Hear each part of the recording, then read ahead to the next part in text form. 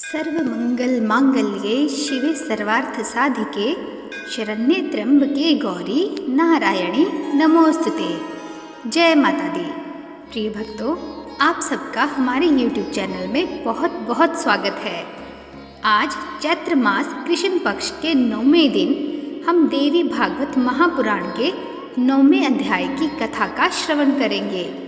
आप सभी इस कथा को बड़ी श्रद्धा से सुनिएगा तथा यदि आपको कथा पसंद आए तो चैनल को लाइक, शेयर तथा सब्सक्राइब अवश्य कीजिएगा तथा कमेंट्स में जय माता दी, हर हर महादेव अवश्य लिखिएगा। इस अध्याय में सती का पिता के घर पहुंचना, माता प्रसूति द्वारा सती का सत्कार करना तथा यज्ञ विध्वंस के भयंकर स्वप्न को सुनाना, दक्ष द्वारा शिव की निंदा, क्रुद्ध सती द्वारा छाया सती का प्रादुर्भाव और उसे यज्ञ नष्ट करने की आज्ञा देकर अंतर ध्यान हो जाना, छाया सती का यज्ञ कुंड में प्रवेश का वर्णन है। श्रीमद् देवी भागवत महापुराण के 9वें अध्याय की कथा अनुसार श्री महादेव जी बोले, नारद, इसके बाद सुंदर वक्ष स्थल तथा खुले हुए केशों वाली दक्ष पुत्री भगवती सती रथ से उतरकर शीघ्रतापूर्वक अपनी माता के पास चली गई। अपनी पुत्री को बहुत दिनों बाद आया देखकर दक्ष पत्नी प्रसूति उन्हें गोद में लेकर वस्त्र से उनका मुख कमल पोंछने लगी और बार बार उनका मुख चूमती हुई रो रो कर कहने लगी, माता, सर्वदेवेश्वर सदाशिव को पति रूप में प्राप्त करके आप सोचने योग्य नहीं रह गई हैं और आप हम लोगों को शोक रूपी महासागर में छोड़कर चली गई। आप अत्यंत श्रेष्ठ तीनों लोकों की माता तथा आदि शक्ति हैं। यह मेरा महान भाग्य है कि आप साक्षात भगवती मेरे गर्भ से उत्पन्न हुई हैं। सती, मेरे घर में कृपा पूर्वक उपस्थित हुई आपको जो मैं देख रही हूँ, इससे बहुत दिनों से विद्यमान मेरा शोक आज दूर हो गया। आपके दुर्बुद्धि पिता भी परम शिव को ना जानकर उनसे विशेष द्वेष भाव रखते हुए मोहवश महान यज्ञ कर रहे हैं। हमारे तथा विद्वान मुनियों के द्वारा अनेक तरह से कहे जाने पर भी इन्होंने ना तो आपको और ना ही परमेश्वर शिव को बुलाया। सती बोली, सभी देवताओं के देवता यज्ञेश्वर भगवान शिव का अपमान करके मेरे पिता समस्त देवताओं के साथ यज्ञ कर रहे हैं। कोई कुछ भी माने, किंतु मेरा तो ऐसा निश्चय है कि इस यज्ञ की समाप्ति निर्विघ्न नहीं हो सकेगी। प्रसूति बोली, मैंने रात में जो अत्यधिक भयानक, दारुण तथा अत्यंत रोमांचक स्वप्न देखा है उसे सुनो। उस महायज्ञ में जहाँ दक्ष प्रजापति देवताओं के साथ स्थित थे, वहाँ कोई देवी महेश्वरी अकस्मात आ गई। वे महान मेघों की कांति के समान श्याम वर्ण वाली थी। उनके बाल खुले हुए थे। वे दिगंबर थी। उनकी 4 भुजाएं थी। वे अट्टहास कर रही थी और जाज्वल्यमान 3 नेत्रों से प्रकाशित थी। उन्हें देखकर दक्ष प्रजापति आश्चर्यचकित हो गए और उन्होंने विनय पूर्वक कहा, आप कौन हैं, किसकी पत्नी हैं और यहाँ क्यों आई हैं? उन्होंने कहा, क्या आप नहीं जानते कि मैं आपकी पुत्री सती हूँ? इसके बाद दक्ष प्रजापति ने शिव की निंदा करते हुए बहुत तरह की बात कही। उसे सुनते ही वे बड़े क्रोध से यज्ञाग्नि में कूद पड़ी। उसके बाद भयानक कर्म करने वाले तथा भीषण आकार वाले करोड़ों प्रमथ गण क्षण भर में ही वहां उपस्थित हो गए और फिर कालांतक यमराज के समान महान उग्र कार्य करने वाला कोई महान पुरुष भी वहां आ गया। उसने विष्णु आदि प्रमुख देवताओं को जीतकर प्रमथ गणों के साथ महायज्ञ का विध्वंस कर डाला और दक्ष प्रजापति का सिर काट लिया।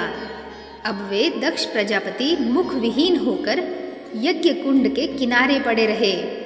कौपीन वस्त्र धारण किए तथा जटा मुकुट से सुशोभित महान उग्र वाले वे सभी प्रमथ गण क्रोधित होकर उन दक्ष प्रजापति को खाने को उद्यत हो गए। अपने समस्त अंगों में भस्म लपेटे तथा हाथों में शूल, पाश और खड्ग धारण किए हुए वे उनका रक्त पी रहे थे और हंस रहे थे। तब दक्ष के सभी नगरवासी ऐसा देखकर व्याकुल हो उठे और रोते हुए हाहाकार करने लगे। तत्पश्चात ब्रह्मा जी ने देवादिदेव सदाशिव की विनयपूर्वक प्रार्थना करके उन्हें स्वयं बुलाकर कहा, इन दक्ष प्रजापति को अवश्य ही जीवित कीजिए विभो। देवो देव, इस यज्ञ का समापन कीजिए और मुझ पर प्रसन्न होइए। उनकी वह बात सुनकर शिव की निंदा किए जाने के कारण एक बकरे का सिर जोड़कर भगवान शिव ने दक्ष को जीवित कर दिया। रात के थोड़ा शेष रहने पर मैंने इस प्रकार का स्वप्न देखा था और आज वही श्याम वर्ण वाली तुम मेरी बगल में आई हुई हो।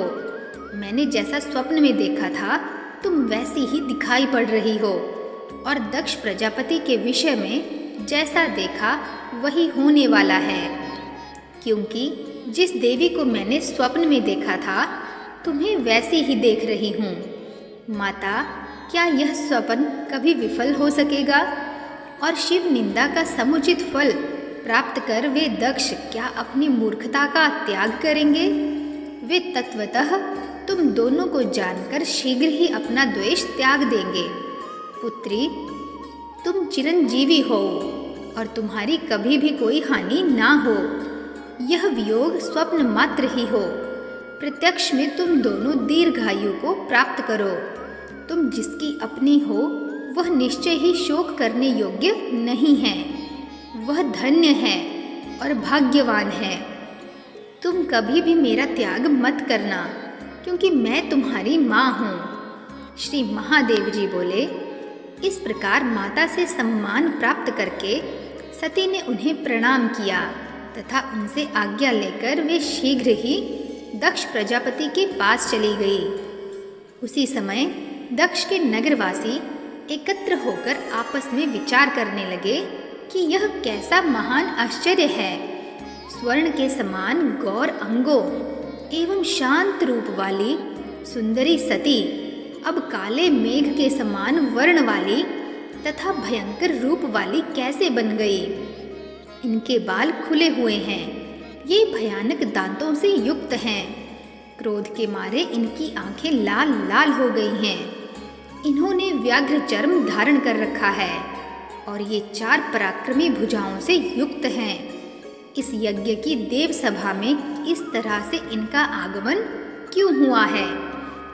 ऐसा मानता हूँ कि ये संपूर्ण जगत को क्षणार्ध मात्र में ग्रसित कर लेंगी। आज दक्ष प्रजापति की ना जाने क्या गति होगी। इनका अपमान करके ये दक्ष प्रजापति देवताओं के साथ यज्ञ कर रहे हैं। निश्चय ही उसी का फल प्रदान करने के लिए ये क्रुद्ध होकर आई हैं। संहार के समय जो ब्रह्मा तथा विष्णु का भी नाश कर देती हैं, वे ही ये यदि यज्ञ नष्ट कर दें तो विष्णु भी क्या कर सकेंगे।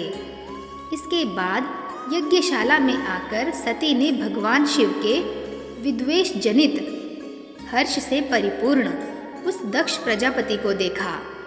उन सती को देखते ही हव्य के भोक्ता देवता, ऋषि, बृहस्पति तथा अन्य देवगण भी भय से कांपने लगे। सभी देवता तथा महात्मा गण अपना अपना कार्य छोड़कर पट पर अंकित चित्र की भांति स्थिर दृष्टि से उन पराशक्ति को देखने लगे। कुछ देवताओं ने दक्ष के भय से उस संहारकारिणी भगवती काली को प्रत्यक्ष प्रणाम कर लिया। तत्पश्चात दक्ष प्रजापति ने पूर्वोक्त स्थिति वाले उन लोगों को देखकर सभी दिशाओं में दृष्टिपात करते हुए चारों ओर देखा।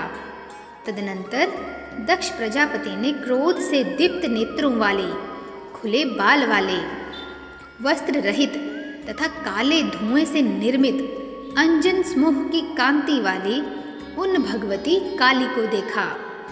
दक्ष बोले, तुम कौन हो, किसकी पुत्री हो तथा किसकी पत्नी हो? इस तरह निर्लज होकर यहाँ क्यों आई हो? तुम तो सती की ही तरह दिखाई पड़ रही हो। पुत्री, क्या तुम मेरी पुत्री सती ही हो और शिव के घर से यहाँ आई हो? सती बोली, पिताजी, क्या आप अपनी इस पुत्री सती को नहीं पहचानते? आप मेरे पिता हैं और मैं आपकी पुत्री हूँ। आप पिता को मैं प्रणाम करती हूँ।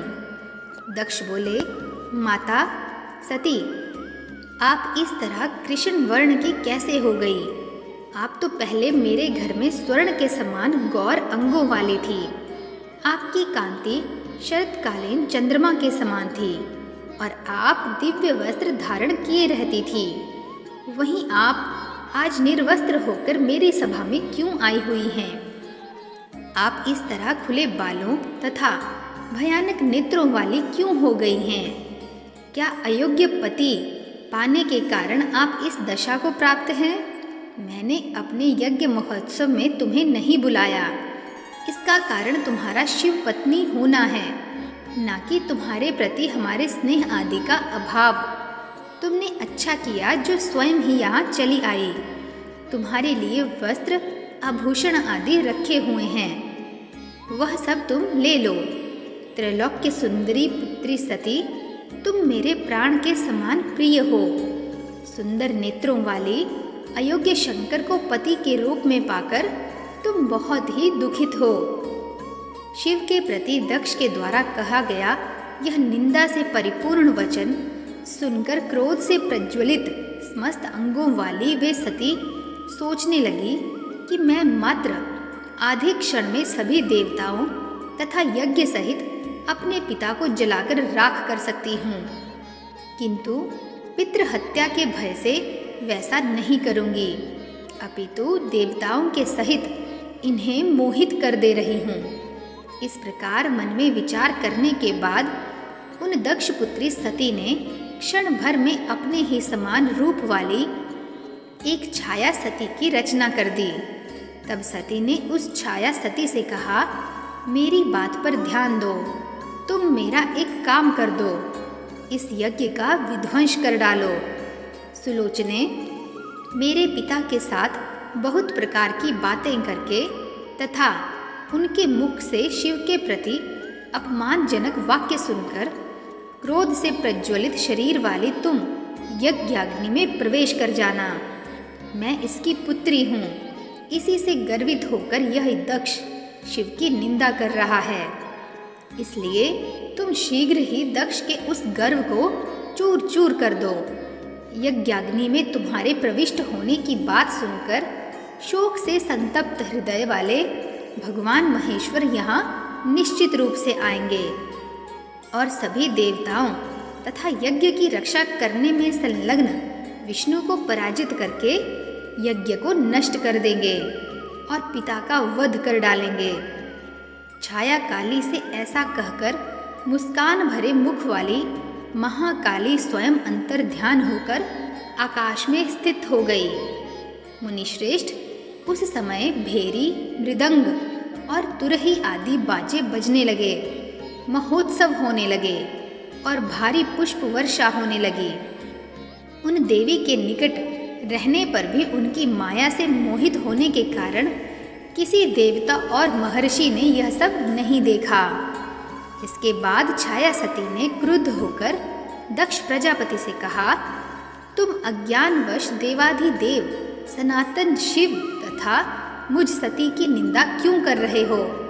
दुर्बुद्धि, यदि कल्याण चाहते हो तो अपनी वाणी पर नियंत्रण रखो, अन्यथा महामूर्ख, शिव की निंदा करने वाली तुम्हारी इस जीभ को मैं काट दूंगी। जो तुम देव सभा में बहुत काल से परमेश्वर शिव की निंदा करते रहे हो, उसका फल आज ही तुम्हें मिल जाएगा, ऐसा मुझे लगता है।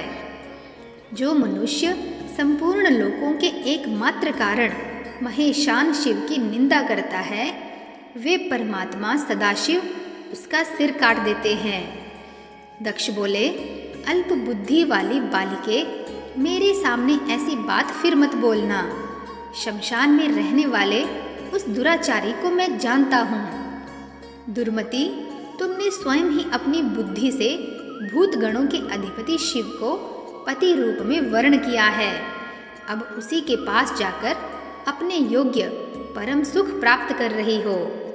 मैं प्रजापति दक्ष हूँ, ऐसा सभी देवताओं तथा देवियों को मालूम है।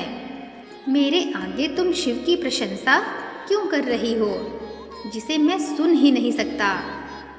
छाया सती बोली, दक्ष, मैं फिर कह रही हूँ कि यदि तुम अपना कल्याण चाहते हो तो पाप बुद्धि का त्याग कर दो और भक्ति पूर्वक भगवान सदाशिव की उपासना करो। यदि तुम पुनः अज्ञानवश परमात्मा शिव की निंदा करोगे तो वे शंभु निश्चित रूप से यज्ञ सहित तुम्हें नष्ट कर डालेंगे। दक्ष बोले, कुपुत्री, तुम बुरे चरित्र वाली हो, मेरे नेत्रों के सामने से हट जाओ। मेरे लिए तो तुम उसी समय से मत हो गई थी जब तुमने शिव को पति रूप में प्राप्त किया था।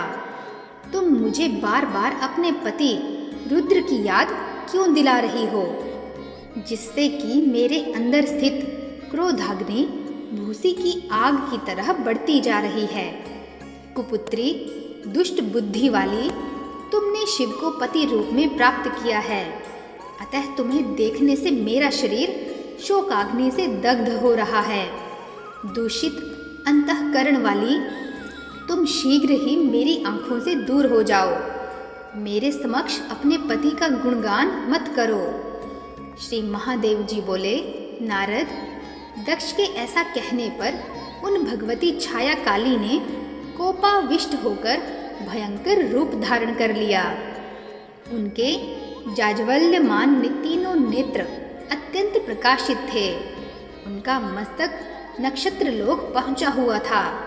उनका मुख फैला हुआ था। पैरों तक लटकने वाले खुले हुए केश पाश से वे सुशोभित हो रही थी। वे मध्याह्नकालीन हजारों सूर्यों की कांति से संपन्न थी और प्रलय काल के बादलों के समान प्रतीत हो रही थी। तत्पश्चात क्रोध से दीप्त अंगों वाली उन महेश्वरी ने बार बार अट्टहास करके गंभीर वाणी में दक्ष से कहा, मैं केवल आपकी आंखों से ही दूर नहीं हो जाऊंगी, अपितु आपसे उत्पन्न इस देह से भी अविलंब दूर हो जाऊंगी। इस प्रकार क्रोध से प्रदीप्त नेत्रों वाली छाया सती सभी देवताओं के देखते देखते यज्ञाग्नि में प्रवेश कर गई। उसके बाद पृथ्वी हिलने लगी, महाप्रचंड वायु बहने लगी और सूर्य को भेदकर बड़े बड़े उल्का पिंड पृथ्वी तल पर गिरने लगे। सभी दिशाएं विक्षुब्ध हो उठी, मेघ रक्त बरसाने लगे। समस्त देवतागण विकृत वर्ण वाले हो गए। यज्ञ कुंड की अग्नि बुझ गई और सियार तथा कुत्ते यज्ञ मंडप में रखी हवनीय सामग्री खाने लगे। इस प्रकार वह यज्ञ मंडप मात्र आधे ही क्षण में शमशान के रूप में परिवर्तित हो गया। इससे दक्ष प्रजापति का मुखमंडल मलिन हो गया और वे बार बार गहरी सांसें छोड़ने लगे। इसके बाद ब्राह्मणों ने जिस किसी तरह फिर से यज्ञ आरंभ किया। मुने, भगवान शिव के भय से देवता अत्यंत घबराए हुए थे। सभी देवता तथा महर्षि गण आपस में कहने लगे कि यह अमंगलकारी बात क्षण भर में ही दूर तक फैल जाएगी और शिवजी आज ही सती के देह त्याग का समाचार सुन लेंगे। जगत का संहार करने वाले वे महाराज शंभु क्रुद्ध होकर ना जाने किसका क्या कर डालेंगे, अथवा हो सकता है वे सृष्टि का ही लोप कर दें। इसके बाद मुनि श्रेष्ठ महर्षि नारद सभा के बीच से चुपचाप उठकर शीघ्रतापूर्वक कैलाश की ओर चले गए। तो प्रिय भक्तों, आप सब भी प्रेम से बोलिए, हर हर महादेव, जय माता। इस प्रकार श्री महाभागवत महापुराण के अंतर्गत श्री महादेव नारद संवाद में छाया सत्य अग्नि प्रवेश नामक 9वां अध्याय पूर्ण हुआ। कल हम देवी भागवत महापुराण के 10वें अध्याय की कथा का श्रवण करेंगे। तो प्रिय भक्तों, आप सब भी प्रेम से बोलिए हर हर महादेव, जय माता दी। मिलते हैं नेक्स्ट वीडियो में, तब तक के लिए नमस्कार।